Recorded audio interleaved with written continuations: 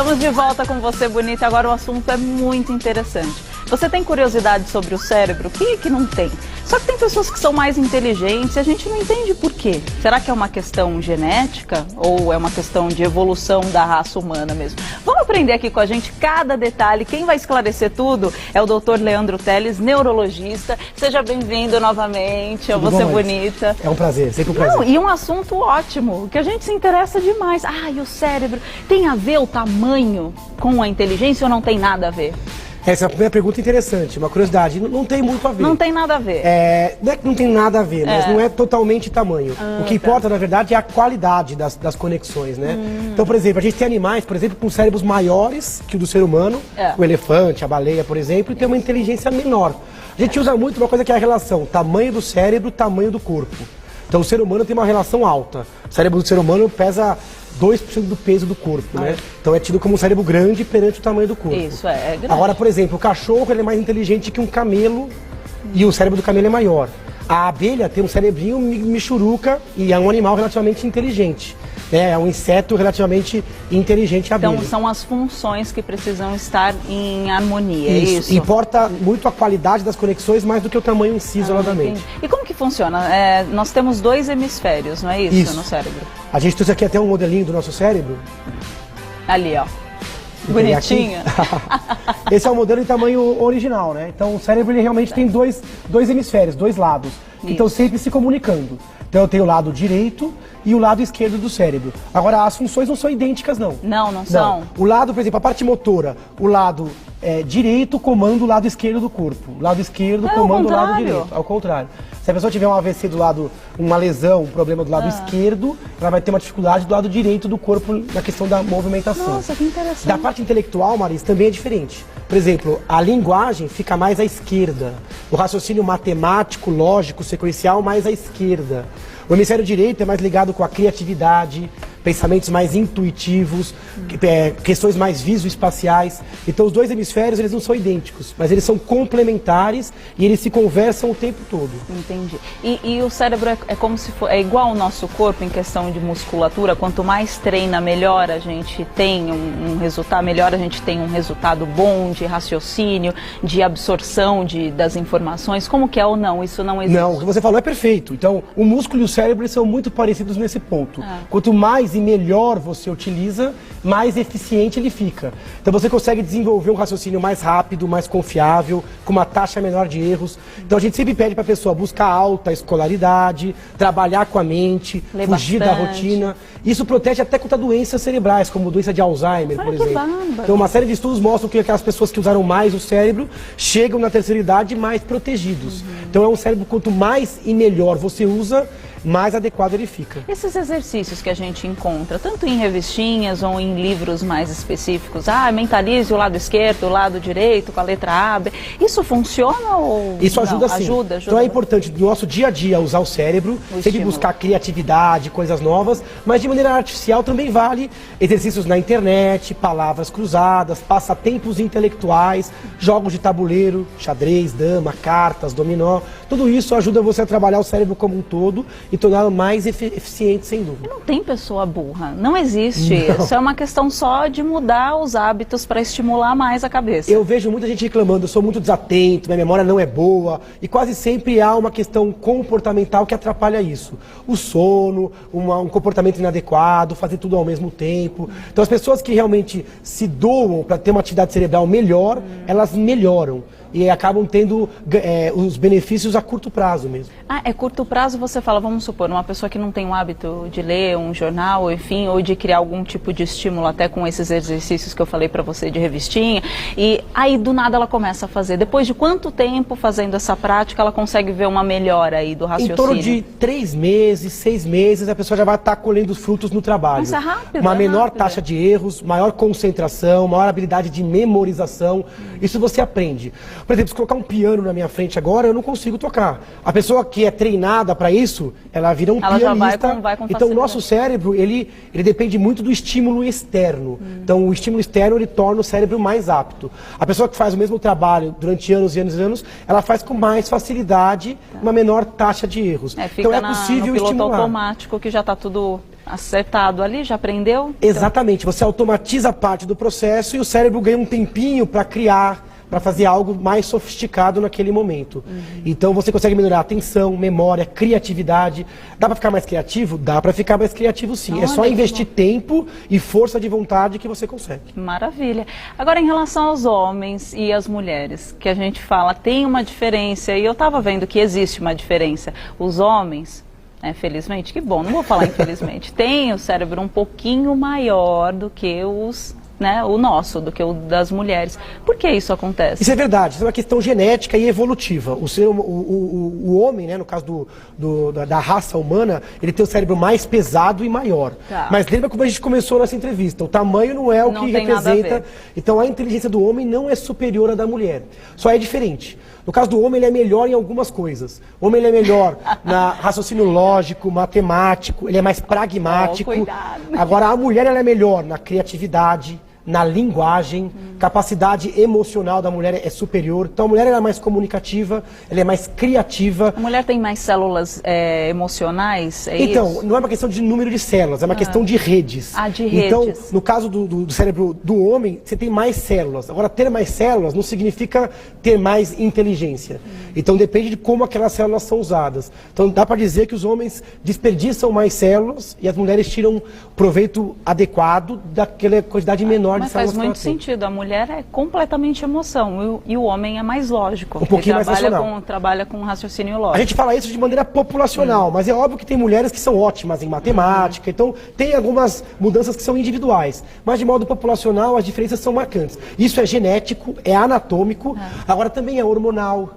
É cultural. O homem tem mais testosterona, a mulher tem mais estrógeno, progesterona. É um conjunto de diferenças É um conjunto de coisas que leva a essa diferença que eu acho que é muito saudável no dia a dia. E escuta, o cérebro ele pode controlar a razão e a emoção? Sem dúvida nenhuma. Antigamente o pessoal falava, não antigamente, até hoje, o coração é a emoção e o cérebro é a razão. Isso é uma abobrinha, eu acho que é até uma injustiça com o cérebro, O cérebro ele comanda a razão na parte mais superficial e comanda a emoção também na parte mais profunda. O coração, na verdade, ele é uma bomba muscular que fica só empurrando o sangue para alimentar o cérebro e os outros órgãos. Entendi. Nossa, eu tenho várias perguntas. É muita coisa, Eu nem sei por onde chegando começar. Perguntas, o pessoal em casa deve estar curioso. Tem várias aqui chegando. O cérebro sente dor? E não sente dor. Não sente, então, mas por que dá dor de cabeça, então? Então, a cabeça dói, o cérebro ele é indolor. O que sente dor, então? O cérebro, na verdade, ele percebe a dor no corpo. Em qualquer região do corpo, ele vai lá e vai receber. Mas ele em si não tem receptor de dor. O que dói na cabeça são os vasos que estão dentro do cérebro, as meninges, que é aquela camada que reveste o cérebro, a musculatura, o osso. Então, o cérebro em si não dói. Inclusive, é possível você operar o cérebro sem anestesia. Você pode cortar, abrir o crânio. Na hora que você quer mapear, por exemplo, uma função, você pode acordar o paciente, estimular e até cortar o cérebro sem o paciente mas sentir absolutamente nada, dor nenhuma. É impossível sentir dor na estrutura cerebral. Que bárbaro. Então isso é fascinante. Tem até uma cena daquele filme, que é um filme conhecido, que é o Hannibal, que é uma cena que ele corta, enquanto ele conversa com a pessoa, ele corta o cérebro. É uma cena extremamente forte, mas é uma cena possível. É uma cena que é possível ser real, porque o cérebro realmente não dói, e você cortar o cérebro, a pessoa pode não perceber que está sendo cortado. E quando a gente vai dormir, os sonhos que a gente sempre fala, e fica ali, parece que o cérebro continua ativo. E ele continua, de fato? Sem dúvida nenhuma. Então, o nosso sono não é uma fase do dia passiva. Vamos descansar o cérebro. Não. É para descansar o corpo, ele descansa o corpo, o cérebro em algumas fases. De repente, surge a fase REM, que é a fase dos sonhos. E aí o cérebro desperta e começa a consolidar a memória, exercitar a criatividade, o raciocínio, testar hipóteses. Então, o cérebro ativa-se muito durante o sono. E aqueles cursos cursos que eles falam, aprenda inglês dormindo, aí você coloca o fone. Isso funciona se é que o cérebro continua? Isso funciona mais ou menos, porque o aprendizado ele depende muito da vontade, da questão voluntária, da questão consciente. Tá. Então, o aprendizado é melhor quando você está acordado. É melhor você estudar, por exemplo, inglês ou qualquer outra coisa acordado, dormir e consolidar e organizar esse Ele fica ativo, mas não consciente. É ativo, mas não totalmente consciente. Por isso que você não consegue manipular totalmente o seu sonho. Apesar que você consegue manipular um pouco, né? Tá certo.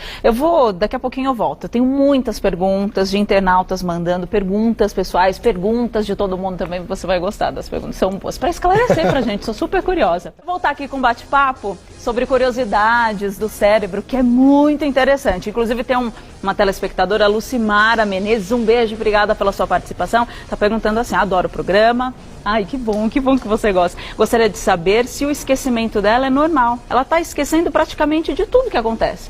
E eu acredito que pode até ser o estresse, não pode? Ela não passou a idade dela, não, né? Não, há 24 anos, é nova. É super nova. Agora, isso que a Lucimara está sentindo, muita gente em casa também deve estar sentindo. A gente tem hoje em dia uma epidemia de pessoas esquecidas, né? Isso. Ou que acham que não estão lembrando como lembravam antigamente, né?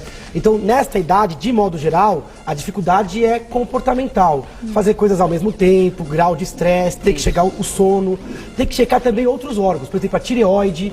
Quando ela dá uma balançada, dá esquecimento. Olha. Depressão, ansiedade. Eu vejo muita gente ansiosa, né? Aí você joga o seu foco no futuro e acaba esquecendo de fixar coisas do presente. Tá. Se o negócio realmente for exagerado, atrapalhar o dia a dia, o ideal é procurar um neurologista, procurar um médico que ele vai saber guiar e resolver o problema o quanto antes, antes que você realmente tenha problemas no trabalho, na parte social, né? É horrível, né? Tá, esquecer um aniversário, o nome de alguém, né? Isso, então, não. Você pode perder realmente... grandes amigos por conta de uma atitude, esqueci de ir no aniversário, de dar um beijo, mandar beijo, enfim, acontece. Agora, em relação à capacidade cerebral, a gente conhece muitos gênios aí pelo mundo, mas muitos, que eu digo. Raramente nasce um. E com 4 anos de idade você vê crianças já terminando uma faculdade, uma coisa que é um QI muito elevado. Por que alguns têm mais e outros menos? Tem a ver com aquela boa conectividade na rede, que a gente brinca que fala que o cérebro parece um HD, né? Parece um computador, parece faz essa analogia, né? É. Agora, tem a ver sim. Então, em grande parte, a inteligência é determinada geneticamente e estruturalmente. Ora, não é só isso. Depende também de nutrição, de estimulação. Se nascer um gênio num lugar totalmente... Vamos supor, se o Messi tivesse nascido, se fosse um esquimó, por exemplo, tivesse nascido, não tivesse visto uma bola, ele não desenvolveria aquele talento dele. Então, você precisa ter realmente a genética apropriada e o estímulo também adequado. Tá. Mas a inteligência é, em grande parte, sim, genética. Agora, tem vários tipos de inteligência. A gente usa muito a inteligência do QI, né? Isso. Agora, tem inteligências emocionais, tem pessoas que são hábeis socialmente, tem perfil de liderança. Então, tem vários tipos de inteligências, racionais, emocionais, sociais. Então, a gente não pode ficar tão amarrado na questão do QI e naquela inteligência cartesiana da escola, né? Mas então, daquela questão que falam que a gente usa 5%, 6% da capacidade cerebral, isso é um conjunto de inteligências, não é só para o lado racional ou também é emocional? Como esse que é número é um número que eu, por exemplo, não gosto de usar. Isso até é uma coisa que seria uma afronta à natureza. Quer dizer, a obra-prima da natureza é o cérebro humano. É a estrutura biológica mais desenvolvida. Isso. Falar que o ser humano só usa 10% ou 5% seria como falar que a natureza é burra. Então, na verdade, a gente usa grande parte do nosso cérebro. Num dia ou numa atividade intelectual ou criativa, você usa quase 100% do seu cérebro. 80%, 70%, 90%. Então, isso não existe. Isso não existe. Não tem nenhum estudo que mostra que você só usa 10%. Porque depois vem um monte de gente falar assim, então os outros 90% é sexto sentido, é alguma outra coisa. Não. Então a gente usa grande parte do nosso cérebro. Talvez não adequadamente. Tá. Por isso eu acho que todo mundo em casa dá para melhorar um pouquinho e chegar ao 100% real. Eu vejo as pessoas usando o cérebro, mas de forma inadequada, não chegando no seu 100%. Até pra gente fechar, me fala algum estímulo além da leitura, assim, algum exercício. Tem um monte de coisa que você pode fazer. Então, por exemplo, vai atender um telefone, tentar adivinhar quem é a pessoa antes de perguntar o nome. Ah, é? Ou, por exemplo, mudar o caminho de casa para o trabalho, vivenciar sempre o novo, conversas diferentes, não ficar sempre do mesmo jeito. Mudar, por exemplo, o seu ambiente de trabalho, mudar a casa, né? O pessoal fala que se você muda os móveis de lugar, isso já muda. Inverter os talheres, por exemplo, aprender um idioma novo, um esporte novo, um novo hobby, colecionar uma coisa diferente. Então você tem que sair daquela inércia. A rotina é o inimigo do cérebro. A automatização é o inimigo do cérebro. Tem que chacoalhar, mas sem exagero. Fazer uma coisa de cada vez, saber a hora de descansar, tirar férias, usufruir do seu fim de semana. Até ia perguntar sobre a fadiga em questão, que tem pessoas que estudam bastante. Sei lá, um exemplo, vai fazer um curso de inglês intensivo por 6 meses, estuda 4 horas por dia, sem parar e só vive aquilo. Chega uma hora que a pessoa tem a sensação de que não está absorvendo como no começo. E isso não pode, é exagero. Tem que dar uma pausa, tem que esperar o cérebro assimilar tudo aquilo para dar continuidade, não é isso? Sem dúvida nenhuma, senão ele vai jogar no lixo esse tempo. O cérebro ele consome muita energia. Eu falei, o cérebro pesa 1,3 kg só, mas ele usa 1/5 da energia do corpo, 1/5 do sangue. Então a prova de que a gente usa o cérebro inteiro é esse. Você se cansa de tanto pensar, de tanto estudar, tem que descansar para o cérebro organizar o meio de campo. Às vezes é melhor fazer um curso mais prolongado, menos intensivo. Sem dúvida o seu rendimento vai ser melhor.